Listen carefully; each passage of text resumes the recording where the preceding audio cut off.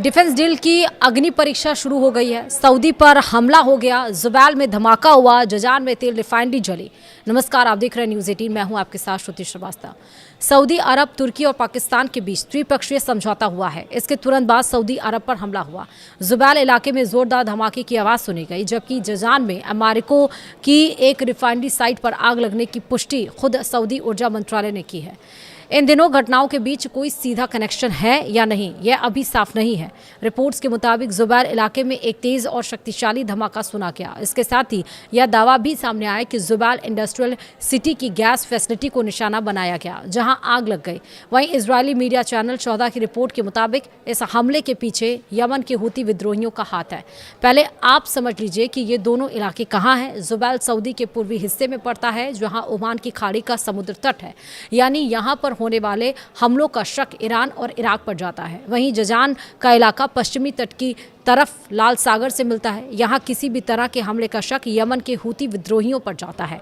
हालांकि धमाके की असली वजह क्या थी, इस पर अभी तक कोई आधिकारिक जानकारी नहीं दी गई, ना ही किसी नुकसान या हताहत को लेकर स्पष्ट जानकारी सामने आई है। दूसरी तरफ सऊदी अरब के ऊर्जा मंत्रालय की पुष्टि की गई है कि जजान में अमारको रिफाइनरी की एक फैसिलिटी में आग लगी थी। मंत्रालय के मुताबिक यह आग रविवार तड़के लगी, जिसे अमारको की industrial security fire fighting team ने बुझा दिया। मंत्रालय ने साफ कहा है कि इस घटना में कोई घायल नहीं हुआ। हालांकि आग लगने की वजह पर कुछ नहीं बताया गया। फिलहाल संबंधित एजेंसियां इस मामले में जरूरी कार्रवाई कर रही हैं। जुबैल और जजान की घटनाओं को लेकर सबसे बड़ा सवाल यही है कि क्या ये दोनों एक ही सिलसिले का हिस्सा है या अलग अलग घटनाएं। अभी तक सऊदी सरकार ने इन दोनों के बीच किसी भी तरह की संबंध की पुष्टि नहीं की है।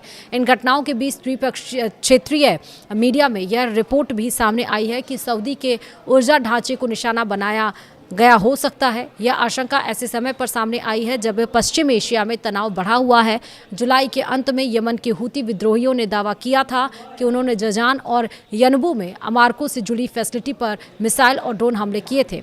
इन घटनाओं की टाइमिंग भी ध्यान खींच रही है। कुछ ही दिन पहले पाकिस्तान, सऊदी अरब और तुर्की ने मक्का ज्वाइंट डिफेंस एग्रीमेंट पर हस्ताक्षर किए थे, जिसका मकसद क्षेत्रीय सुरक्षा सहयोग को मजबूत करना बताया गया है।